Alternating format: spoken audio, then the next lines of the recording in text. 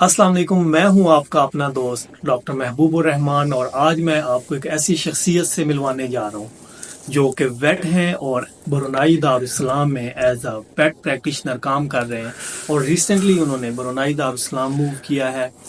उनसे हम पूछेंगे कि वहाँ का कल्चर कैसा है, वहाँ पे लाइफस्टाइल कैसा है, वहाँ पे लिविंग एक्सपेंसेस क्या हैं और एक फ्रेश ग्रेजुएट वहाँ पे जॉब कैसे हंट कर सकता है। तो हमारे साथ मौजूद हैं डॉक्टर इसरार अहमद। जी डॉक्टर साहब, सबसे पहले आप हमें ये बताएं कि वहाँ का लाइफस्टाइल कैसा है और वहाँ पे लोगों का रहन सहन कैसा है। वालेकुम सलाम डॉक्टर साहब, सबसे पहले तो बहुत शुक्रिया कि आपने इनवाइट किया इस प्लेटफॉर्म पे बात करने के लिए। ब्रुनाई के लाइफस्टाइल के बारे में बात करने से पहले मैं बता दूं कि यहाँ की जो करेंसी है वो ब्रुनाइयन डॉलर है और उसकी जो वर्थ है वो कैनेडियन डॉलर के पास रहती है। ठीक है जी। यहाँ के लोग 95% मुस्लिम्स हैं, तो उनका लाइफस्टाइल उस लिहाज से यूरोपियन मॉडर्न तो आप नहीं कह सकते, लेकिन बहुत अच्छा है। चीज़ें ये बड़ी अच्छी क्वालिटी में लेके चलते हैं। जब इनका दिल करता है मलेशिया, सिंगापुर, थाईलैंड ये टूर पे चले जाते हैं, वहाँ पे वीकेंड गुजारने चले जाते हैं। कभी इनको ऐसा नहीं होता ये, और इनका ये आम से आम बंदा जो एवरेज लाइफ गुजार रहा है वो भी ये काम कर सकता है इजीली। मतलब उसको मलेशिया के टूर पे जाने के लिए पैसे सेव करने की ज़रूरत नहीं पड़ती। तो लाइफस्टाइल इनका इतना बेहतर है। ठीक है जी। इनको हेल्थ, एजुकेशन सब चीज़ें गवर्नमेंट की तरफ से सब्सिडाइज रेट पे मिलती हैं। इनको $1 में सबसे कम जो लेवल का सिंपल बुखार भी है उसका ट्रीटमेंट या कॉम्प्लिकेटेड सर्जरीज हैं वो भी $1 में इनको गवर्नमेंट प्रोवाइड करती है एज अ सिटीजन। ठीक है जी। से भी वहाँ पे जब फॉरेनर्स आते हैं, जैसा कि आप यहाँ से गए हैं, तो क्या इश्यूज हैं या वो क्या प्रॉब्लम्स हैं जो एक न्यू कमर वहाँ पे फेस करता है? बाकी जो फॉरेनर के चैलेंजेस के बारे में आपने बात की है उसके बारे में आपको ये बता दूं। मैं पाकिस्तानियों के बारे में बात करूंगा। पाकिस्तानियों में सबसे पहले इसका जो वीज़ा प्रोसेसिंग है वो अगर आपको प्रोसेस हो जाए और यहाँ तक आपको रसाई मिल जाए, उसके बाद आपको कोई चैलेंज उस तरह से नहीं आता।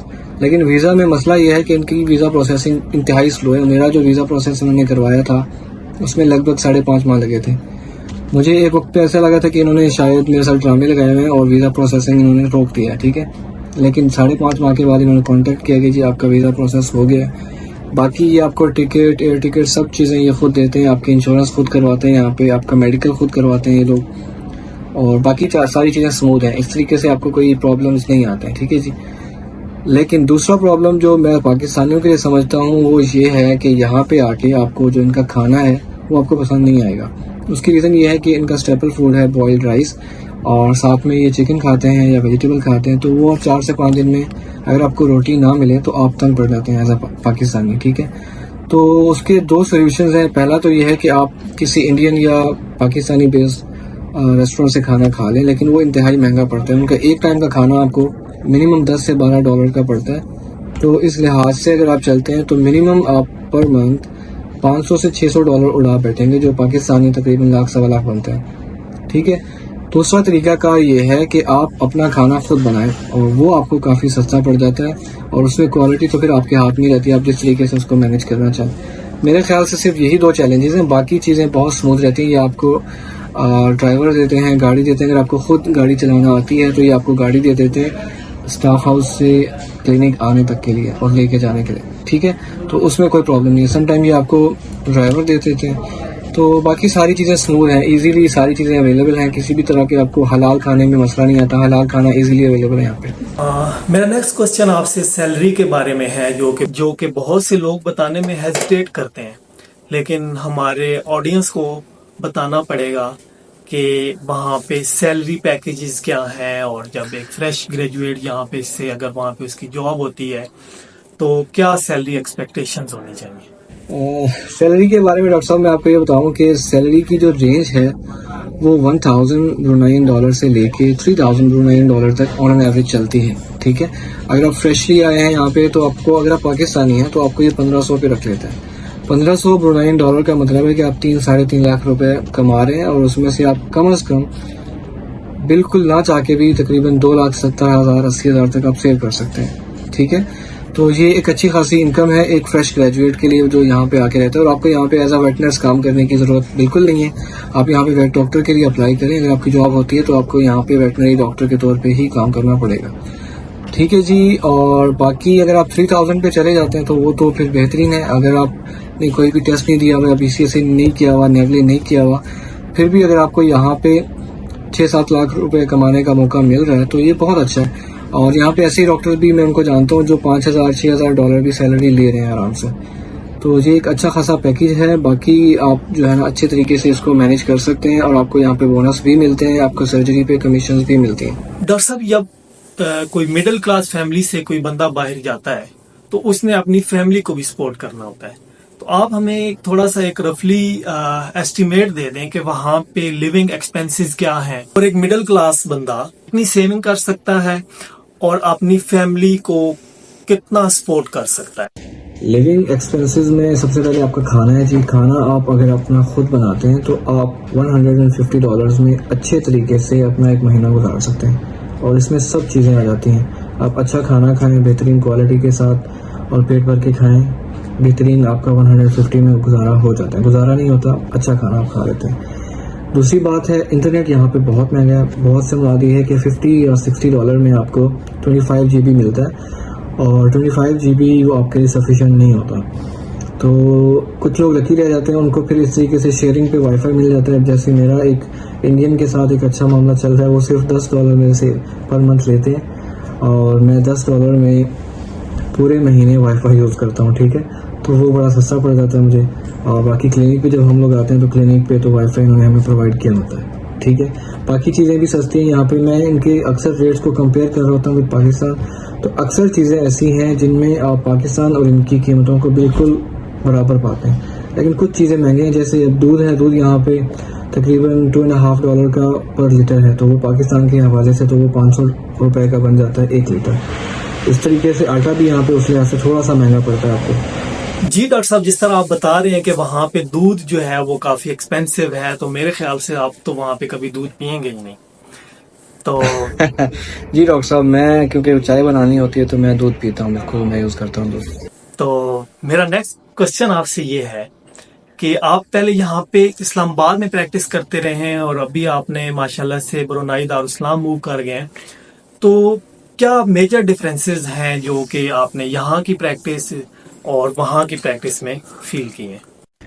प्रैक्टिस के बारे में डॉक्टर साहब अगर आप कंपेयर करते हैं तो पाकिस्तान में और यहाँ में मॉडर्न डायग्नोस्टिक टूल्स के हवाले से मेरे नहीं ख्याल कि कोई डिफरेंसेस हैं। ऑलमोस्ट सेम चीज़ें चल रही हैं इनके पास भी। लेकिन एक चीज़ यहाँ पे बड़ी ऑब्वियस है, वो ये है कि यहाँ पे लोग कैट को एज आ पेट रखना पसंद करते हैं as compare to dog.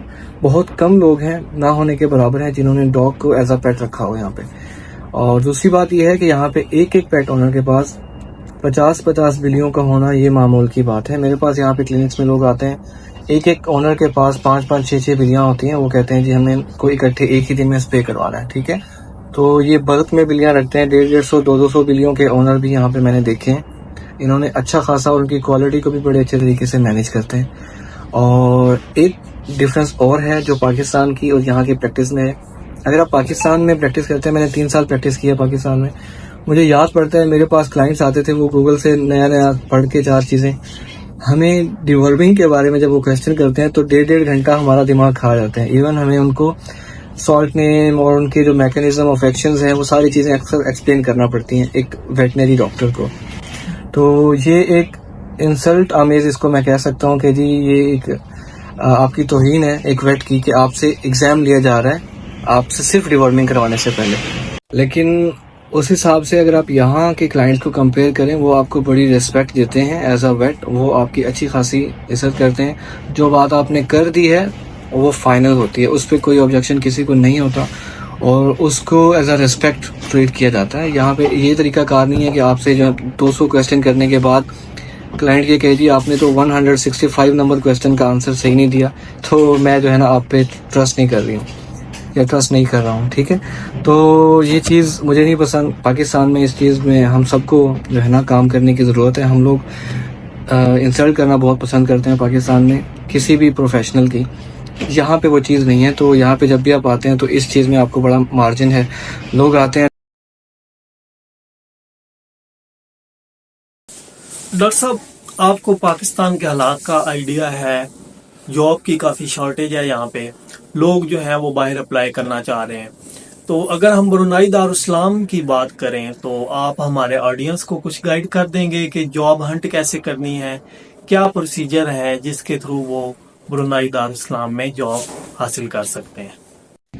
Ji doctor साहब, ये बड़ा अच्छा क्वेश्चन है। इस पर मैं खुद भी बात करना चाह रहा था एक्चुअली, कि क्योंकि मुझे बहुत सारे मैसेजेस रिसीव होते हैं कि जी कैसे जॉब हासिल की जाए, पाकिस्तानी कैसे ब्रुनाई में आ सकते हैं। ठीक है, तो एक बात मैं आपको अज़राए मजाक उससे पहले कर रहा हूँ कि पाकिस्तानियों को एक चीज़ बहुत अच्छे तरीके से समझ लेनी चाहिए हम सबको, कि सिर्फ तब अप्लाई करें जब जॉब पोजीशन की अनाउंसमेंट हो किसी भी हॉस्पिटल में।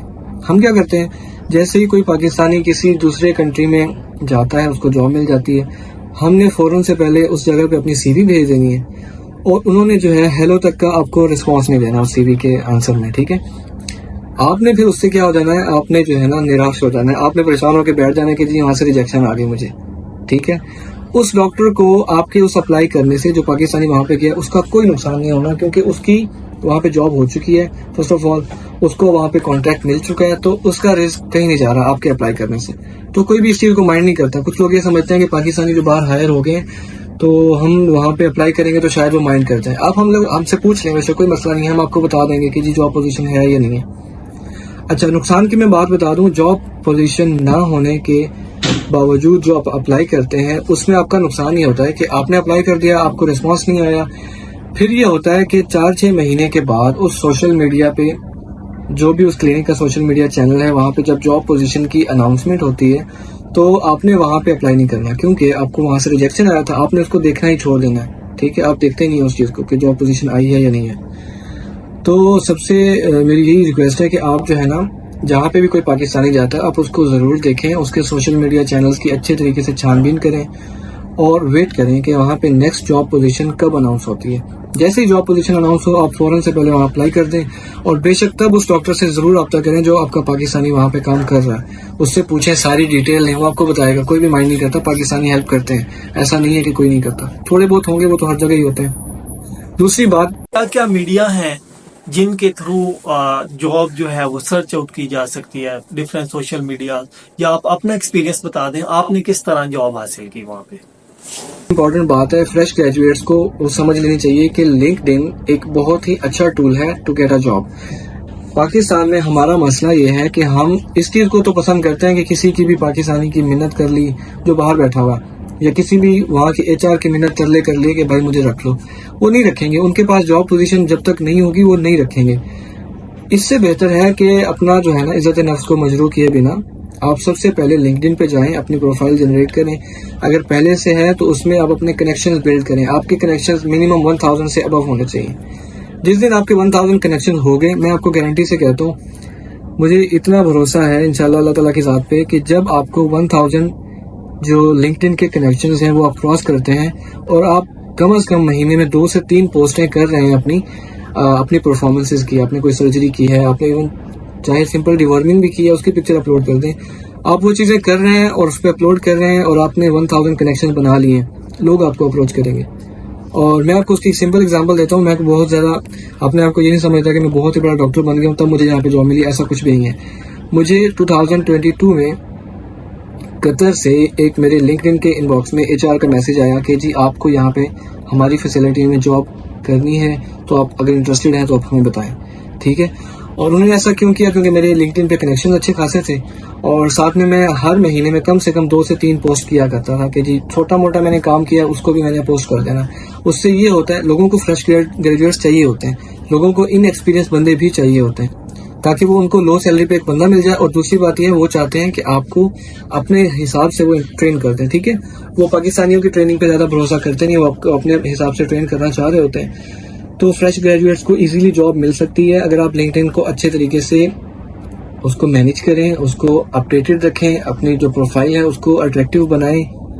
और दूसरा जो तरीका है लिंक्डइन के अलावा वो ये है कि आपने मैक्सिमम क्लिनिक्स के सोशल मीडिया चैनल्स को अप्रोच करना है, उनको फॉलो करना है। जैसे ही कहीं पे फेसबुक पे, IG पे या लिंक्डइन पे जॉब अनाउंस होती है, आपने वहाँ पे एक अच्छी CV के साथ अप्रोच करना है। किसी भी बंदे की मिन्नत तरले करने की खुदारा ज़रूरत नहीं है। आप जो है ना अपनी इज़्ज़त नफ्स को मजरू मत करें, आप अच्छे तरीके से रहें उनको। दूसरी बात यह है, मिन्नत तरले करने वाला जो बंदा होता है ना अपने इंटरव्यूज़ में या अपनी जो CV भेजते वक्त आप मिन्नत करते हैं, उसका उन लोगों पे नेगेटिव इम्पैक्ट ये जाता है, वो चाहते हैं कि ये बंदा बिल्कुल डेस्परेट हुआ हुआ है, इसको तो कोई काम ही नहीं है पाकिस्तान में, इसको जॉब ही नहीं मिली हुई। आप बिल्कुल अच्छे तरीके से, बिल्कुल डिसेंसी से उनको अप्लाई करें और उनको इंटरव्यू में सारी चीज़ें बताएं और उनको मेजरली अपनी वजह ये बताया कीजिए कि आप इसलिए मूव कर रहे हैं कि पाकिस्तान में एक तो डायग्नोस्टिक टूल्स बहुत ज़्यादा अच्छे अवेलेबल नहीं है और पाकिस्तान में वेटनरी फील्ड को मज़ीद इम्प्रूवमेंट की ज़रूरत है। इन दो चीज़ों के अलावा कोई भी मिन्नत तरला करने की ज़रूरत नहीं है, आपको जॉब मिलेगी, इंशाल्लाह मिलेगी। और सिर्फ यही तरीका है, आप जो है ना ईजीली रहें, अपने आप को जेन्युइन तरीके से पेश करें, ना ही उनको बढ़ा चढ़ा के बताएं कि जी मुझे बहुत ज़्यादा आता है। दूसरी बात यह है कि कभी भी किसी कंट्री में जाएं तो वहाँ पे कॉन्ट्रैक्ट के बिना मत जाएं। पाकिस्तानियों का बहुत बड़ा मसला है, हमें जैसे ही कोई लूप होल नज़र आता है हम बिना कॉन्ट्रैक्ट के वहाँ पे पहुँच जाते हैं, फिर वहाँ पे हम जब वहाँ से कॉन्ट्रैक्ट मिलता है हम वहाँ पे फंस के बैठ जाते हैं, तो उसमें फिर आपका करियर का नुकसान होता है, आप जो है डिप्रेशन में चले जाते हैं। आप उनका कॉन्ट्रैक्ट मंगवाएं, वहीं से पाकिस्तान में बैठ के उस पर साइन करें, फिर आपका जो इमिग्रेशन ऑफ प्रोटेक्टरेट है वहाँ से प्रोटेक्टर लगवाएं और उस तरीके से बाकायदा एक ज़ाब्ते के साथ आएँ। ऐसे आने की ज़रूरत बिल्कुल नहीं है कि आप जो है ना बिल्कुल डेस्परेट होके जैसे ही आपको कुछ मिले और आप आ जाएं। दूसरी बात यह है कि पाकिस्तानियों में, हम सब में ये बड़ा मसला है, हम सैलरीज़ के बारे में बहुत ज़्यादा इंटरव्यू में डिस्कशन शुरू कर देते हैं और हम लोग जो है ना पाकिस्तान में 25-30 हज़ार लेके 50 हज़ार लेके खुश बैठे होते हैं।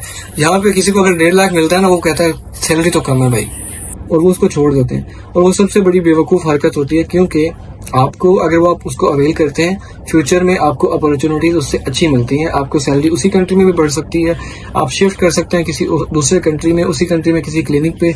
तो सैलरीज पे बहुत ज़्यादा डिस्कशन करने की ज़रूरत नहीं है। जैसे ही आपको एक अच्छी अपॉर्चुनिटी मिले जहाँ पे आपको लर्निंग पर्सपेक्टिव आपको मिल रहा हो आपका, और साथ में आपको ये लगे कि आप उस कंट्री में अच्छे तरीके से सर्वाइव कर जाएंगे, आपको एक अच्छा कॉन्ट्रैक्ट मिल रहा है, आप जो है ना वहाँ पे अप्लाई करें और ज़ाब्ते के साथ वहाँ पे आ जाएं।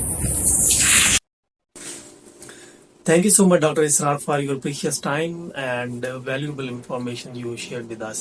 At the end, मैं डॉक्टर इसरार के भी आप पे अपने ऑडियंस को बताना चाहता हूँ कि अगर आपको बरुनाई दारुल इस्लाम में किसी भी किस्म की इंफॉर्मेशन चाहिए हो या आपने कोई जॉब के बारे में पता करना हो तो आप हमें कमेंट सेक्शन में ज़रूर बताएं।